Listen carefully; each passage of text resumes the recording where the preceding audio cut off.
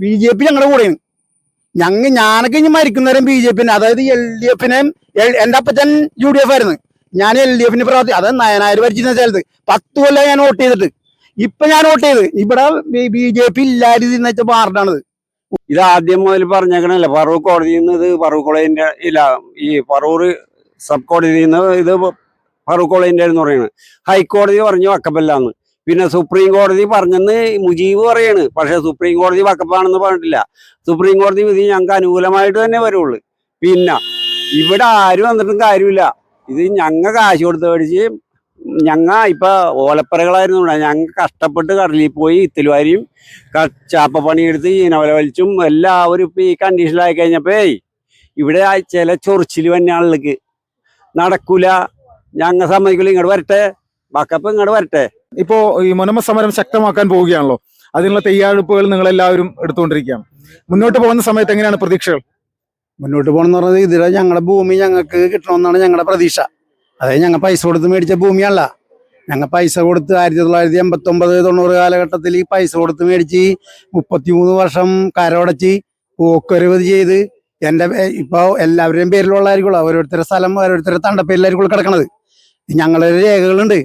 ഇത് ആർക്ക് വേണം. ഇപ്പൊ ഈ കേരളത്തിന്റെ വടക്കേറ്റം പോലെ തെക്കേറ്റം വരെയുള്ള ആൾക്കാർ ഞങ്ങളുടെ സമരം തുടങ്ങിയിട്ട്, പള്ളിമുറ്റത്ത് സമരം തുടങ്ങിയിട്ട് വന്നുപോയ ആൾക്കാർക്കൊക്കെ ഞങ്ങളുടെ രേഖകളൊക്കെ കാണിച്ചു കൊടുത്തിട്ടുണ്ട്. ഇവിടെ വരാത്തത് ബക്കപ്പ് ബോർഡിന്റെ ആൾക്കാരെ മാത്രമേ ഉള്ളൂ. ബക്കപ്പ് ബോർഡിന്റെ ബക്കപ്പ് സംരക്ഷണ സമിതിയില്ലേ, അവർക്ക് ഇതേപ്പറ്റി ഒരു ചുക്കൊറിയാൻ പാടില്ല. അതായത് 134 ഏക്കർ സ്ഥലമാണ് ഇവിടെ ഉള്ളത്. അതിനൊരു 404 ഏക്കറാണ് അവിടെ കൊടുത്തേക്കണത്. ഇപ്പൊ ഉമീദ് പോർട്ടലിൽ ചേർത്തേക്കണത്. ഉമീദ് പോർട്ടലിൽ ചേർക്കാനായിട്ട് അവരുടെ മുത്തവല്ലിക്ക് അധികാരമുള്ളൂ. മുത്തവല്ലി എന്ന് പറയണത് നമ്മുടെ ഫറൂഖ് കോളേജിന്റെ മുത്തവല്ലി ആയിരിക്കണം. ഇത് വെറുതെ കൊണ്ടുപോയി പെട്ടെന്ന് തട്ടിക്കൂട്ടി അങ്ങോട്ട് കൊടുത്തേക്കാണ് ഉമീദ് പോർട്ടലിലോട്ടെ. അതിപ്പോ ഞങ്ങൾക്ക് വിശ്വാസം ഇപ്പൊ ആരെയാണെന്ന് അറിയാമോ? ശരിക്കും പറയുകയാണെങ്കിൽ BJP സർക്കാരിനാണ് ഞങ്ങൾക്ക് ഇപ്പോഴും വിശ്വാസം. ഞാനൊക്കെ LDF ആയിരുന്നു, എന്റെ അപ്പച്ചൻ UDF ആയിരുന്നു. എന്റെ അപ്പച്ചന് മറ്റേ മുതിർന്ന കോൺഗ്രസ് നേതാവിനുള്ള മെഡൽ വരെ വീട്ടിലിരിപ്പുണ്ട് എന്റെ ചെറുപ്പകാലത്ത്. അങ്ങനെ ജനിച്ചു വളർന്ന് ഇവിടെ ജീവിച്ചു വന്ന ആൾക്കാരാണ് ഞങ്ങൾ. എന്റെ അപ്പച്ചനൊക്കെ അധ്വാനിച്ചുണ്ടാക്കിയ സ്ഥലമാണ് ഇവിടെയൊക്കെ. ആ സ്ഥലങ്ങളിലാണ് ഞങ്ങൾ താമസിക്കണത്. ഞാൻ ഈ 35-40 വർഷം പണിയെടുത്ത കാശുകൊണ്ട് ഞാൻ ഇവിടെ ചെറ്റപ്പെരകളായിരുന്നു. ആ പെരകളൊക്കെ മാറി ഇപ്പൊ ഓടും പെരകളൊക്കെ ആയി കഴിഞ്ഞപ്പോ ഇവര് അവകാശവാദം ഉന്നയിച്ചിട്ടും വന്നേക്കണ്. ഇവർക്ക് ഒരു കാരണവശാലും കിട്ടൂല. ഇന്ന് പത്രസമ്മേളനം ഉണ്ടായിരുന്നേ, നമ്മുടെ ഷോൺ ജോർജിന്റെ BJP ഘടകമാണ് ഏറ്റെടുത്തേക്കണത് കേസ്, സുപ്രീം കോടതിയിലെ കേസ്. മനീന്ദർ സിംഗ് എന്ന് പറഞ്ഞ വക്കീലാണ്. അതും പറഞ്ഞുതരാ. ഇവര് ഒരു ട്രസ്റ്റിന്റെ ഭൂമിയാണ് ഇവര് ഈ ബക്കപ്പാണെന്ന് പറഞ്ഞേക്കണത്. ഒരു ട്രസ്റ്റിന്റെ ഭൂമി, അതായത് ഫറൂഖ് കോളേജ് ഒരു ട്രസ്റ്റാണ്. ഞങ്ങളുടെ കയ്യിൽ നിന്ന് പൈസ മേടിച്ച് അവിടെ കൊണ്ടുപോയി അവര് കോളേജും പണിത്.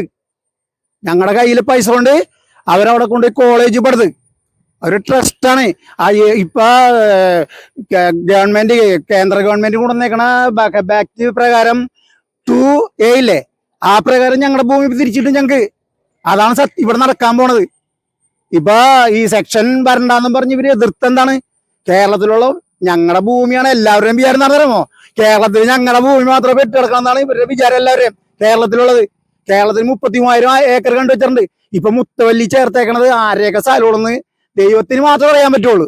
ഞങ്ങളുടെ സ്ഥലം ഏർപ്പെടുത്തിയിട്ടുണ്ട്, മുനമ്പം സ്ഥലം ഇതിനകത്ത് പെടുത്തിയിട്ടുണ്ടെന്ന് ഇപ്പൊ വാർത്തയിലൊക്കെ കണ്ടില്ലേ. ഉമീദ് പോർട്ടലിൽ മുനമ്പം ചേർത്തിട്ടുണ്ട്. അതുകൂടാതെ ഒരു 50 എണ്ണം കൂടെ ചേർത്തിട്ടുണ്ട്. അവർ പറഞ്ഞു 59,000. ഇതിനകത്ത് കേരളത്തിൽ 33,000 ഉണ്ട്. ഓരോരുത്തരുടെ വീട്ടിലുണ്ടല്ലോ നോട്ടീസ് വരും അറിയും. ഇപ്പൊ ഞങ്ങൾ ഇങ്ങനെ കഷ്ടപ്പെടുന്നില്ലേ, അതേപോലെ കേരളത്തിലുള്ള എല്ലാ ജനങ്ങളും കഷ്ടപ്പെടുമ്പോളാ പഠിക്കോള്. അതായത് ബാക്ക് ഭേദഗതി വരുത്തിയിട്ട് എന്തായിരുന്നു കോൺഗ്രസ്സുകാരും LDF എന്തായിരുന്നു ഇവിടെ കിടന്ന് കഴിച്ചുകൂട്ടിയത്? ശരിയല്ലേ? സത്യത്തിന് ഇപ്പൊ FCRA വന്ന് അതെന്താണ്? പുറത്തുനിന്ന് തന്നെ പൈസ എവിടെ നിന്നൊക്കെയാണ് വന്നെന്നറിയാൻ പറ്റൂല. മനസ്സിലായ? മുസ്ലിം ലീഗിന് വന്നുണ്ട്, ജമാഅത്ത് ഇസ്ലാമിക്ക് വന്നുണ്ട്. പുറത്തുനിന്നുള്ള കാശും കൊണ്ടല്ലേ ഇവര് തീവ്രവാദ പ്രവർത്തനങ്ങളൊക്കെ നടത്തണത്, എല്ലാവരും നടത്തണത്. ഇത് അറിയണ്ടേ? അതാണ് പ്രധാനമന്ത്രി എന്ന് പറഞ്ഞ പേര് തന്നെ നിസ്സാരക്കാരനൊന്നുമല്ല. എല്ലാ നോട്ട് നിരോധനം വന്ന് ഏറ്റവും കൂടുതൽ കള്ള നോട്ട് ഉണ്ടായ സ്ഥലമാണ് നമ്മുടെ Keralam. 1000 not 2A 8A 8C ഇങ്ങനെ കള്ളനോട്ട്. അത് സീരിയൽ നമ്പർ മാത്രം നോക്കിയാൽ അറിയാൻ പറ്റുള്ളായിരുന്നു. 1000 നോട്ട് നിരോധിച്ച് ഒരു സുപ്രഭാതത്തിൽ പ്രധാനമന്ത്രി. ഇതിനകത്ത് ഏറ്റവും കൂടുതൽ കള്ളനോട്ട് പാകിസ്ഥാനിൽ നിന്ന് വന്ന നോട്ടായിരുന്നു. ഇതൊരു മനുഷ്യനും അറിയാൻ പാടില്ല. എനിക്കൊക്കെ അറിയാൻ പറഞ്ഞ അതായത് പൈസ ആയിട്ട് ഇപ്പൊ മറ്റേ നമ്മുടെ അയ്യാറിന്റെ അവിടെയൊക്കെ ചെല്ലുമ്പോൾ പറയും ഇന്ന നോട്ടില് നമ്മൾ എടുക്കരുത്. പിന്നെ നമ്മുടെ ഇൻഷുറൻസ് നടക്കണോടത്ത് എഴുതി വെച്ചിട്ടുണ്ട് ഇന്ന സീരിയൽ നമ്പറുള്ള നോട്ട് എടുക്കരുത്. അതാണ് നിരോധിച്ചത്. ഇപ്പൊ ഉള്ള കള്ളനോട്ടുണ്ടാ അതൊക്കെ ഓരോ ഇപ്പൊ FCR നിരോധിച്ചിട്ടുണ്ട്. അത് തീവ്രവാദ പ്രവർത്തനങ്ങൾ തടയാൻ വേണ്ടിയാണ്. പിന്നെ പള്ളിക്കൊക്കെ വരുമാനങ്ങളൊക്കെ എന്തൊക്കെ ഉണ്ടെന്ന് അത് അറിയണ്ടേ, എല്ലാവർക്കും അറിയണ്ടേ. പാവപ്പെട്ടവരെ പള്ളിക്കാരും സഹായിക്കണില്ല. ഞാൻ ക്രിസ്ത്യാനിയാണ്. ഞങ്ങളുടെ അങ്ങാട് മേടിക്കാതെ ഒരു പാവപ്പെട്ടവനെ സഹായിച്ചായിട്ട് എന്റെ അറിയിലുമില്ല, ഞങ്ങളുടെ ഈ സഭയിലുള്ള ആർക്കും അറിയാൻ പാടില്ല. അറിയാൻ പറഞ്ഞ നിങ്ങൾക്ക് വല്ലതായിരിക്കും അറിയാം. ഒരു പാവപ്പെട്ടവനെ സഹായിക്കൂല. ഇവർക്ക് ഇവരുടെ കാര്യം. ഞങ്ങളുടെ ഇപ്പോഴും ശതമാനമായിട്ടും പിന്നെ സ്വോത്രക്കാഴ്ചയായിട്ടും എല്ലാം അങ്ങോട്ട് മേടിച്ചിട്ടിരിക്കുകയാണ്. ഒരു പള്ളി പണിയണമെങ്കിൽ പൈസ ഞങ്ങൾ കൊടുക്കണം, പിരിവിടണം. അതേപോലെ തന്നെ വല്ല ഹോള് പണിയണമെങ്കിൽ ഞങ്ങൾ പിരിവിടണം. ഇപ്പൊ ഈ പിള്ളേർക്ക് കൊട കൊടുക്കാനായിട്ട് അനിതാ തോമസ് ഇവിടെ നിന്നിട്ട് തോറ്റുപോയതാണ്. NDA സ്ഥാനാർത്ഥി തോറ്റുപോയ ഒരു വ്യക്തിയാണ് അനിതാ തോമസ്. അവരുടെ നല്ല മനസ്സുകൊണ്ട് ഇപ്പൊ പഠിക്കണ 1ാം ക്ലാസ് തുടങ്ങി 9ാം ക്ലാസ് വരെയുള്ള പിള്ളേർക്ക് ഇപ്പൊ കൊടയും ബേഗും കൊടുത്ത് അത് കൊടുക്കാൻ വേണ്ടി ഹോള് എന്ന് ചോദിച്ചിട്ട് ഈ അച്ഛൻ തരൂലെന്ന് പറഞ്ഞു. എന്നിട്ട് ഞങ്ങൊന്നും കേറാത്ത പള്ളിയാണ്, ബന്ധക്കോസ്തക്കാരാ. ആ പള്ളിയിലാണ് ഇപ്പൊ ഈ സാധനം കൊടുത്തത്. അപ്പൊ എല്ലാത്തിനും ഒരു നീതിയില്ലേ, എന്ത് കാര്യത്തിനും ഒരു നീതിയില്ലേ. ഞാൻ പറഞ്ഞില്ലേ ഇന്ന് ഷോൺ ജോർജ് പത്രസമ്മേളനം പിടിച്ചിട്ടുണ്ടായി. BJP ഞങ്ങളുടെ കൂടെയാണ്. ഞാനൊക്കെ ഇനി മരിക്കുന്നവരും BJP-നെ, അതായത് LDF-നെ. എന്റെ അപ്പച്ചൻ UDF ആയിരുന്നു, ഞാൻ LDF-ന് പ്രവർത്തി. അത് നയനാർ ഭരിച്ചിരുന്ന സ്ഥലത്ത് 10 കൊല്ലം ഞാൻ വോട്ട് ചെയ്തിട്ട്. ഇപ്പൊ ഞാൻ വോട്ട് ചെയ്ത് ഇവിടെ BJP ഇല്ലാതിരുന്ന വെച്ച വാർഡാണിത്. ഒരു BJP പോലും. ഞാൻ ഇടക്കിടക്ക് പറയാറുണ്ട്, ഞാൻ BJP ചേർന്നിട്ട് 6 വർഷമായി. ഞാൻ BMS യൂണിയത്തിന്റെ തൊഴിലാളി, മത്സ്യത്തൊഴിലാളി ഫിഷിംഗ് ബോട്ടിന്റെ തൊഴിലാളി യൂണിയത്തിന്റെ പ്രസിഡന്റാണ് ഞാൻ. മനസ്സിലായ? ഞാൻ വോട്ട് ചെയ്തിട്ട് 10 വർഷമായി. ഇവിടെ ജയിക്കൂല. BJP വോട്ട് ചെയ്താൽ ഇവിടെ ആരും നിൽക്കണില്ല. ഞാൻ ഇടക്കിടക്ക് ഇവരോട് പറയും, എന്റെ കൂട്ടുകാരൊക്കെ ഇരിക്കണത്, ഇവരോട് ഞാൻ പറയാം ഒരു മെമ്പറോടെ നിർത്തിക്കൂടെ. അവിടെ നിർത്തി അല്ല എനിച്ചേടാന്ന് പറയും. ഇവിടെ ജയിച്ചില്ലേ, ഞങ്ങൾ പ്രവർത്തിച്ചില്ലേ. ഇവിടെ ഉള്ള ആൾക്കാരെ അണ്ണാക്കി പിരിവെട്ടിപ്പോയി. ഇവിടെ കുഞ്ഞോൻ ജയിച്ചപ്പ BJP സ്ഥാനാർത്ഥി. ഇവിടെ ഒരു സ്ഥാനാർത്ഥി പോലും ഇല്ലാട്ടും ഞങ്ങൾ ക്രിസ്ത്യാനികൾ തന്നെയാണ് ഇവിടെ കൂടുതലുള്ളത്. ഞങ്ങൾ പ്രവർത്തിച്ച്. പിന്നെ കുറെ മണ്ടന്മാരായ ആൾക്കാരുണ്ട് ഇവിടെ, മണ്ടന്മാരായ ക്രിസ്ത്യാനികള്. അതിന് ഞങ്ങൾ കയറിയിട്ടുകൊണ്ടിരിക്കുന്നു ഇപ്പൊ മറ്റുള്ള ആൾക്കാരിൽ നിന്ന്. കാര്യം എന്ന് വെച്ചാൽ ഞങ്ങളുടെ പ്രവർത്തിച്ച് ആളെ ജയിപ്പിച്ചിട്ടും ഈ മറ്റുള്ള ആൾക്കാർ വോട്ട് ചെയ്യണത് കോൺഗ്രസിനും മറ്റൊരിക്കല്ലേ. അത് ഞങ്ങളുടെ കുറ്റമല്ലല്ല, ഞങ്ങൾക്കൊന്നും ചെയ്യാൻ പറ്റൂല. ഇങ്ങനെ പോയി കഴിഞ്ഞാണല്ല കേരളത്തിൽ എല്ലാവരും പൊന്നാനി പോകേണ്ടി വരും. മനസ്സിലായ? അങ്ങനെ സംഭവിക്കാൻ പോണ എല്ലാവരും മുസ്ലിങ്ങളാണ്ട് വരും. ഇങ്ങനെ പോയാൽ 2047 ആകുമ്പോൾ എല്ലാവരും മുസ്ലിങ്ങളാണ്ട് വരും. ഇങ്ങനെ പോയിക്കൊണ്ടിരിക്കുകയാണെങ്കിൽ അത്രേ സംഭവിക്കാൻ പോണുള്ളൂ. മുനമ്പ സമരവുമായി ബന്ധപ്പെട്ടുകൊണ്ട് ഇനി മുന്നോട്ട് പോകുന്ന സമയത്ത് സമരത്തിന്റെ ഈ സ്വഭാവം നിങ്ങൾ മാറ്റാൻ ആഗ്രഹിക്കുന്നുണ്ടോ? സാധാരണ രീതിയിലുള്ള ഈ നിരാഹാര സമരം തന്നെയാണ് തുടരുന്നത്?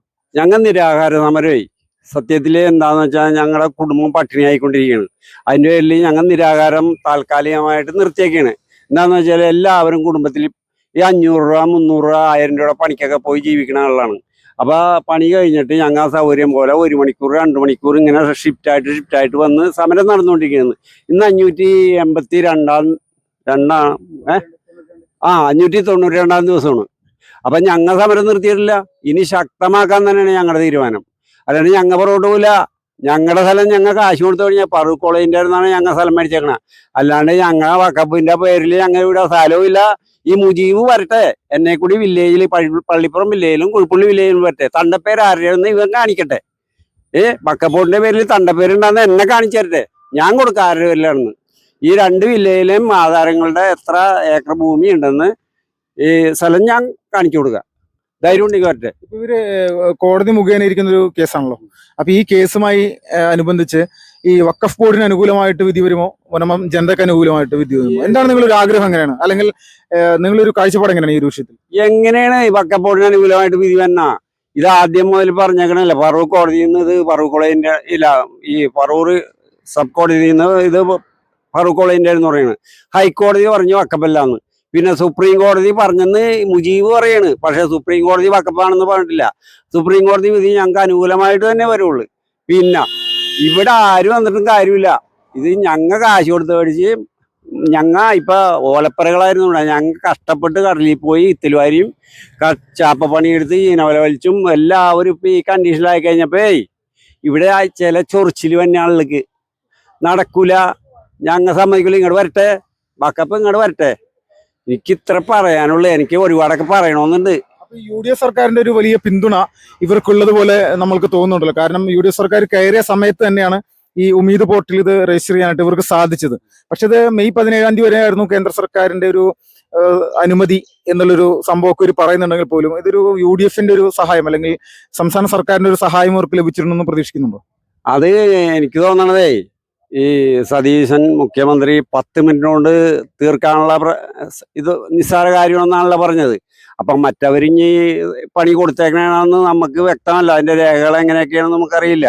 പണി കൊടുത്തേക്കണായിരിക്കുള്ളു. പക്ഷെ പുള്ളി പാവമാണ്. പുള്ളി വാക്ക് പറഞ്ഞ വാക്ക് വലിക്കും. നമ്മുടെ നാട്ടുകാരനല്ലേ മുഖ്യമന്ത്രി. ഞങ്ങൾക്ക് ഇപ്പോഴും വിശ്വാസമുണ്ട് പുള്ളിനാ. നമ്മുടെ കേരളത്തിന്റെ മുഖ്യമന്ത്രിയല്ലേ, അല്ലാണ്ട് ഒരു പാർട്ടിയുടെ മുഖ്യമന്ത്രിയല്ലല്ല, ജനങ്ങളുടെ മുഖ്യമന്ത്രിയല്ലേ.